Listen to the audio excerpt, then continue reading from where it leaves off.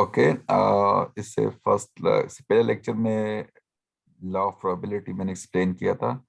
अब इस लेक्चर में general addition law of probability, तो उसमें जो दो इवेंट हम ले रहे थे वो डिसजॉइंट थे, तो अब इस केस में डिसजॉइंट नहीं होंगे। तो theorem, if A and B are any two event of a sample space S, यानी कि A और B दो सबसेट्स हैं इस sample space S के, then probability of A union B is equal to probability of A plus probability of B minus probability of A intersection B।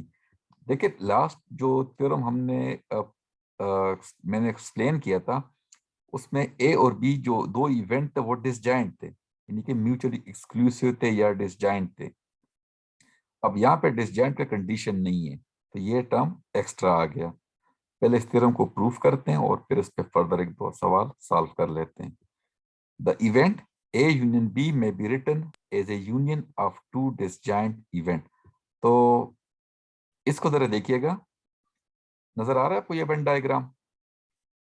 Ji sir, yes sir, आ रही है। तो ये ए set है और ये पूरा बी सेट है। जो एरिया शेड किया गया है ना, ये एरिया आपको पता है कि ये ए माइनस बी है, जो एरिया शेड हो गया है। नजर आ रही है एरिया? Yes sir. अच्छा, अब आपके पास इस पूरा ए यूनियन बी, ये आपके पास पूरा क्या है, ए यूनियन बी। अब इस ए यूनियन बी को हम दो हिस्सों में लिख सकते हैं, एक ये वाला हिस्सा जो शेड किया गया है और दूसरा अनशेडेड रीजन जो है। सही है? तो ये पूरा, ये जो यहां से लेकर यहां तक ये पूरा है ए यूनियन बी। अब इस ए यूनियन बी के दो हिस्से, दो पार्टीशन हम कर देते हैं, एक ए माइनस बी है और दूसरा बी है। मतलब इस ए यूनियन बी को हम उन दो सेटों के यूनियन में लिख सकते हैं। फर्क क्या है कि ये दो सेट डिसजॉइंट है। क्या है? डिसजॉइंट। तो अभी हम just simple law of probability apply करेंगे डिसजॉइंट सेट के लिए। तो यहाँ पे probability P of A union B, और प्रोबेबिलिटी जब इस पे अप्लाई होगा तो probability of this set plus this set. क्यों ये दोनों आएंगे? क्योंकि दोनों डिसजॉइंट हैं। हमने लास्ट लेक्चर में मैंने बता दिया था कि अगर डिसजॉइंट हो तो जस्ट आप प्रोबेबिलिटी अलग अलग लिखते, और P of A minus B आएगा प्लस पी ऑफ बी आएगा। तो अब P of A minus B हमने पहले प्रूफ कर दिया था इससे पहले कि ये बराबर है P of A minus P of A intersection B, और ये पी ऑफ बी अपनी जगह पे आएगा, और फिर उसको आप रीअरेंज कर दो तो ये P of A plus P of B minus P of A intersection B. ये समझ आ गया कि नहीं? एक और मेथड भी है इसको प्रूफ करने का। ये ठीक है सर। ठीक है? Yes sir. अच्छा, तो खैर उसका प्रूफ तो पेपर इतना प्रूफ इतना इम्पोर्टेंट नहीं है आपके लेवल तक, जस्ट आप लोगों ने इन पे प्रॉब्लम सॉल्व करना सीखने हैं। तो वही है जो इंक्लूजन एक्सक्लूजन प्रिंसिपल है, जिस तरह मैंने प्रूफ किया था उसी तरह दूसरा प्रूफ आप इस एंगल से प्रूफ कर सकते हैं। अब एक्सरसाइज है, let A and B B event in a sample space S, let P of A equal to this, P of B is equal to this, और P of A intersection B equal to this. Determine the probability of these three part, यानी कि इन तीनों part की हमने probability find करनी है। तो सबसे आसान प्रोबेबिलिटी पहले किसकी फाइंड होगी? A यूनियन B की, और इसकी भी आप आराम से फाइंड कर सकते हैं। तो अच्छा, पहले A पार्ट की हम फाइंड कर लेते हैं, probability of A intersection B complement. तो देखिए ए इंटरसेक्शन बी कंप्लीमेंट हमने पहले प्रूफ कर दिया था, यहाँ पे मैं आपको दिखाऊं, ये वाला देखिए, probability of A intersection B complement is equal to probability of A minus probability of A intersection B. तो जस्ट हमने वो फार्मूला अप्लाई किया, प्रोबेबिलिटी ऑफ ए गिवन है वो है 0.65, और probability of A intersection B है 0.15, और ये गिवन है। तो सिंप्लीफाई करने के बाद हमारे पास probability of A intersection B आएगा 0.50। अब बी पार्ट है कि हमने ए यूनियन बी की प्रोबेबिलिटी फाइंड करनी है। तो चूंकि यहाँ पे ए और बी जो है वो डिसजॉइंट नहीं है, तो हम ये वाला फार्मूला यहाँ पे यूज करेंगे। तो probability of A union B is equal to probability of A plus probability of B minus probability of A intersection B. तो सारी वैल्यूज आपके आपके पास गिवन है। प्रोबेबिलिटी ऑफ ए भी गिवन है, प्रोबेबिलिटी ऑफ बी भी गिवन है, और probability of A intersection B भी गिवन है। तो वैल्यूज यहाँ पे पुट करेंगे तो probability of A union B आपके पास आएगा 0.80। अब जो तीसरा पार्ट है, तीसरा पार्ट है A complement intersection B complement की प्रोबेबिलिटी फाइंड करनी है। तो इसके लिए मैंने आपको बता दिया था कि अगर हमारे पास कोई इवेंट ए हो तो उस ए इवेंट की उसके कंप्लीमेंट की प्रोबेबिलिटी हमारे पास होगी P of A complement is equal to 1 minus P of A. ठीक है, तो ये हमने देख लिया था किसी भी इवेंट के लिए उससे कंप्लीमेंट की प्रोबेबिलिटी फाइंड करने के लिए। तो यहाँ पे अब हमने कैलकुलेट करना है, इसकी प्रोबेबिलिटी कैलकुलेट करनी है A complement intersection B complement की। तो A complement intersection B complement बराबर है A union B whole complement De Morgan law से। अब इसकी प्रोबेबिलिटी फाइंड करनी है और ये बराबर है इसके। अब कंप्लीमेंट की प्रोबेबिलिटी का मतलब क्या है, 1 माइनस उसी इवेंट की प्रोबेबिलिटी। तो 1 minus P of A union B. अब P of A union B हमने लास्ट पार्ट में कैलकुलेट किया था और वो था 0.80। तो जस्ट वैल्यू पुट करेंगे और सिंप्लीफाई करने के बाद आपके पास प्रोबेबिलिटी आ जाएगी।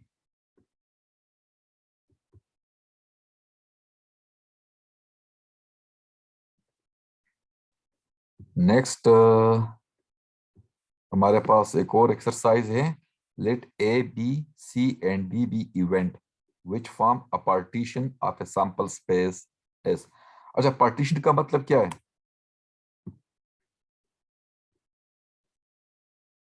आवाज आ रही है?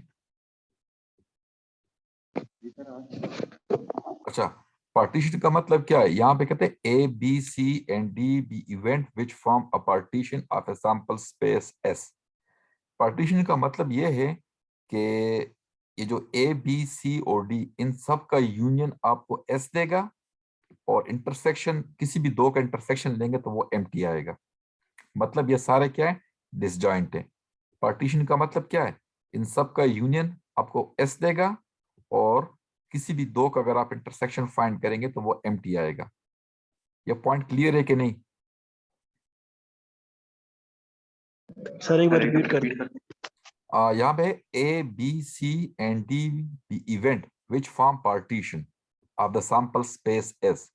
यानी ये आपके पास पूरा सैंपल स्पेस है ना, उस सैंपल स्पेस की पार्टीशन करते हैं ये चार सेट। पार्टीशन का मतलब क्या है कि जब आप उन सब सेट्स को मिला दें आपके पास एस बनेगा। और दूसरी बात, कंडीशन क्या है कि किसी भी दो सेट का इंटरसेक्शन एम्प्टी आएगा। क्लियर है या और क्लियर सर, या और ठीक है एक्सप्लेन सर, कर क्लियर दूं? अच्छा, हो क्लियर गया हो सर। गया सर। मतलब ये तो क्लियर है कि इन चारों का अगर मैं यूनियन लूंगा तो एस देगा, और किसी भी दो का अगर इंटरसेक्शन लूंगा तो वो एम्प्टी आएगा। ठीक है, ठीक। नेक्स्ट आपके पास गिवन है P of probability of A is equal to probability of B, and probability of C is equal to 2 time probability of A, और इसी तरह probability of D is equal to 2 time probability of C. Determine each of the following probability. अब आपने next चारों part की probability find करनी है।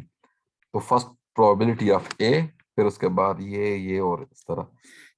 तो अभी मैंने आपको बता दिया था ना कि इन चारों को अगर मैं यूनियन लूंगा तो वो एस देगा, क्योंकि चारों पार्टीशन करते हैं, यानी कि सारे डिसजॉइंट हैं। तो इसका मतलब क्या है, S is equal to A union B union C union D. और ए बी सी डी चारों जो हैं ये पेयर वाइज डिसजॉइंट है, मतलब किसी भी दो का अगर आप इंटरसेक्शन लेंगे तो वो एम्प्टी आएगा। तो हेंस बाय चूंकि सारे डिसजॉइंट है, तो अगर आप प्रोबेबिलिटी अप्लाई करेंगे तो वो जस्ट इन सब का अलग अलग प्रोबेबिलिटी आएगी। और तो प्रोबेबिलिटी ऑफ एस इन पूरे सैंपल स्पेस की प्रोबेबिलिटी क्या होगी? 1 होगी। बता दिया था ना मैंने शुरू में। Yes, sir. Yes, sir. और probability of A, probability of B, probability of C D. तो देखो प्रोबेबिलिटी ऑफ ए अपनी जगह पे और प्रोबेबिलिटी ऑफ बी किसके इक्वल है? प्रोबेबिलिटी ऑफ ए के इक्वल है। तो प्रोबेबिलिटी ऑफ बी की जगह प्रोबेबिलिटी ऑफ ए आएगा और प्रोबेबिलिटी ऑफ सी जो है ये इक्वल है 2 टाइम प्रोबेबिलिटी ऑफ ए। ठीक है। और probability of D is equal to 2 time probability of सी।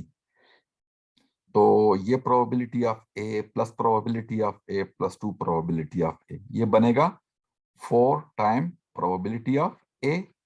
अब जो ये वाला टर्म है 2 टाइम प्रोबेबिलिटी ऑफ सी। अब प्रोबेबिलिटी ऑफ सी आपके पास इक्वल है किसके? नहीं, बल्कि प्रोबेबिलिटी ऑफ सी आपके पास इक्वल है 2 टाइम प्रोबेबिलिटी ऑफ ए। तो देखें ये बनेगा 4 टाइम प्रोबेबिलिटी ऑफ ए और 4 टाइम प्रोबेबिलिटी ऑफ ए ये है, तो ये बन जाएगा 8 टाइम प्रोबेबिलिटी ऑफ ए। तो यहाँ से अगर आप 8 डिवाइड करेंगे तो प्रोबेबिलिटी ऑफ ए क्या बच जाएगा? 1/8। ये पॉइंट क्लियर हुआ? Yes, sir. Yes, अब sir. नेक्स्ट हमने कैलकुलेट करना है probability of A union B. तो ए यूनियन बी, अब ए और बी दोनों डिसजॉइंट है, तो just probability of A union B किसके इक्वल आएगा? Probability of A plus probability of B. तो प्रोबेबिलिटी ऑफ ए तो प्रोबेबिलिटी ऑफ ए आएगा और प्रोबेबिलिटी ऑफ बी इक्वल है किसके? यहाँ पे प्रोबेबिलिटी ऑफ ए के इक्वल है, तो इसकी जगह भी प्रोबेबिलिटी ऑफ ए आएगा। तो ये 2 टाइम प्रोबेबिलिटी ऑफ ए और प्रोबेबिलिटी ऑफ ए हमने कैलकुलेट किया था पार्ट ए में, वो ये है 1/8। तो ठीक है, 1/8 पुट करेंगे तो 1/4 आएगा। Point clear? Yes, Yes, sir. sir. और थर्ड पार्ट आपके पास है ये वाला, और A union C union D बिल्कुल सेम इसी स्टेप पे करेंगे। ठीक है, हो जाएगा। Yes, sir. ठीक सबकी है। प्रॉपर्टीज को प्रोबेबिलिटीज को सम कर देंगे. Okay,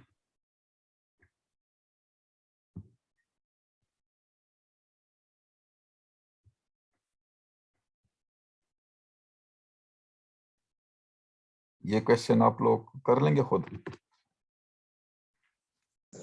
Yes, sir. ओके, और नेक्स्ट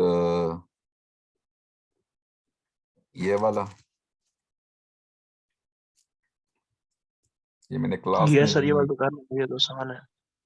मैंने कर लिया था। Yes, sir.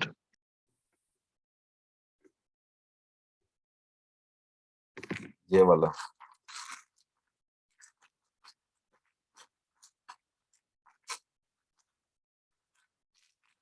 एक्सरसाइज, आवाज आ रही है मेरी?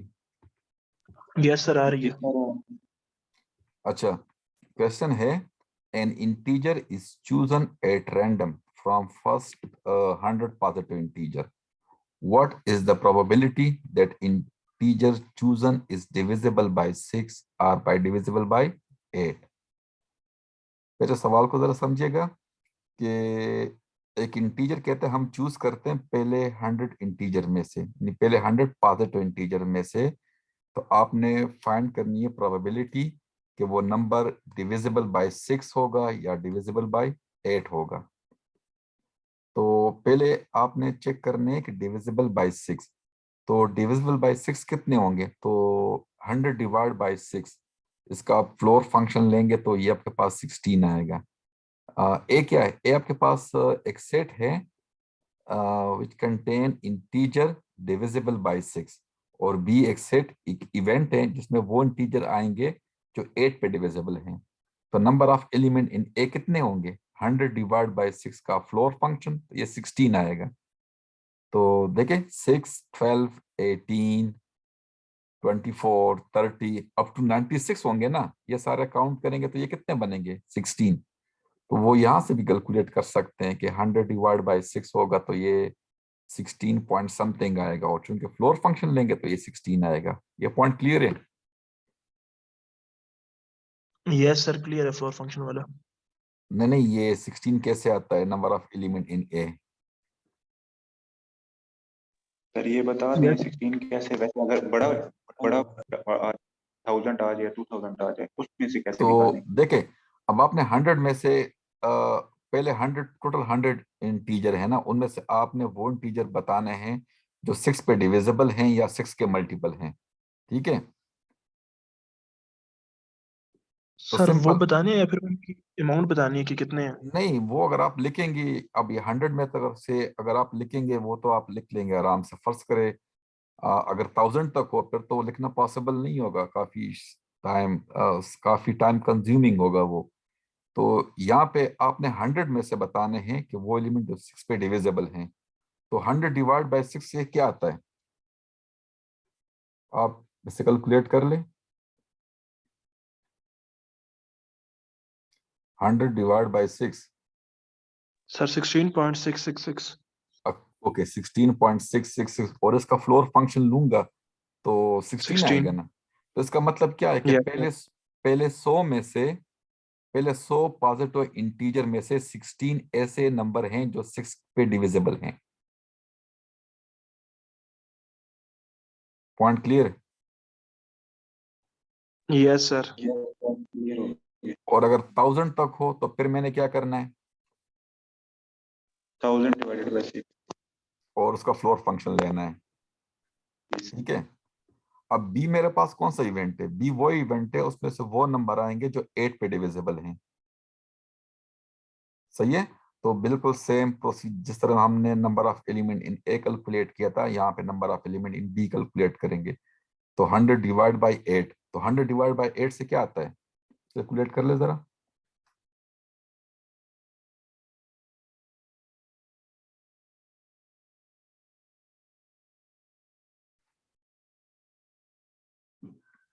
सर 12.5 आता है। तो उसका फ्लोर फंक्शन लेंगे तो 12 आएगा ना। Yes sir. तो इसका मतलब क्या हुआ कि पहले 100 में से 12 नंबर ऐसे होंगे, 12 नंबर ऐसे होंगे जो 8 पे डिविजिबल होंगे, करेक्ट? Okay, sir. अच्छा, जो आपने तो कैलकुलेट कर लिए कि पहले 100 में से 16 नंबर ऐसे होंगे जो 6 पे डिविजिबल होंगे, और 12 नंबर ऐसे होंगे जो 8 पे डिविजिबल होंगे। अब इनके दरमियान कुछ ऐसे नंबर भी आएंगे जो दोनों पे डिविजिबल होंगे। उसकी एग्जांपल मैं आपको दे देता हूँ। फॉर एग्जांपल आप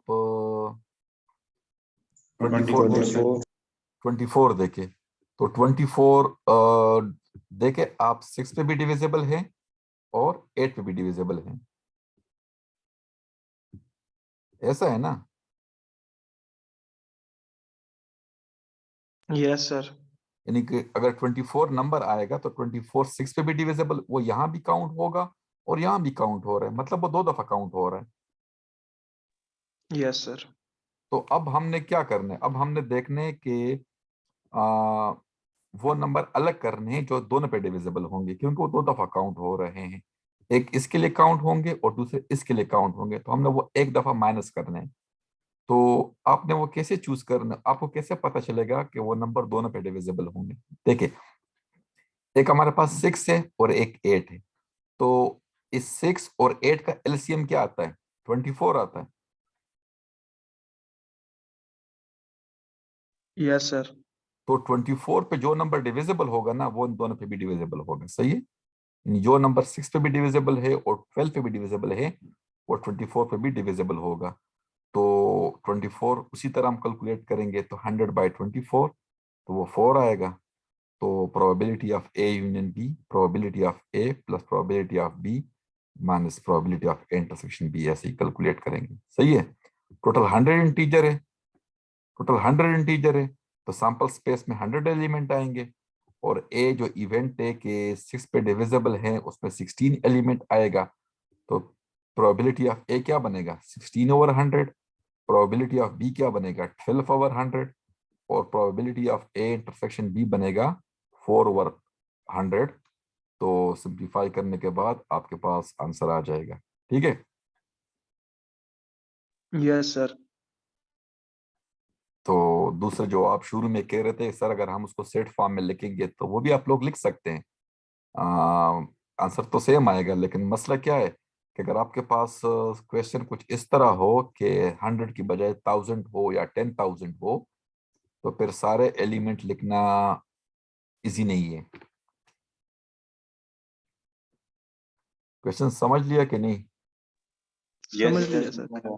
आगे जाऊं? जी सर। ये क्वेश्चन भी मैंने क्लास में सॉल्व कर लिया था, आसान है कि नहीं? कर लेंगे आप लोग? कर लेंगे सर। Okay good. तो ये तो फिर फर्दर कुछ थ्योरेटिकल क्वेश्चंस हैं, उसको भी आप थोड़ा सा एक नज़र सा देख ले। अच्छा, ये इस इवेंट के बारे में, इस क्वेश्चन के बारे में मैं जस्ट ये बताऊंगा कि अगर आपके पास प्रूफ पे मैं नहीं जाऊंगा, अगर आपके पास दो इवेंट हैं ए और बी और ए सबसेट है, क्योंकि इवेंट क्या होते हैं बेसिकली, ये सबसेट्स होते हैं सैंपल स्पेस के, ठीक है। और फिर उन दोनों इवेंट का अगर आपस में रिलेशन हो, A is a subset of B, तो फिर ये इम्प्लाई करेगा कि probability of A less than or equal to probability of B, ठीक है। ये पॉइंट क्लियर है कि नहीं? यस सर, क्लियर है। गुड।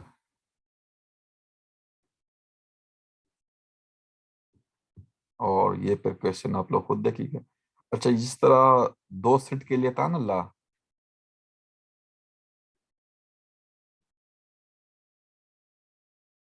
आवाज आ रही है मेरी?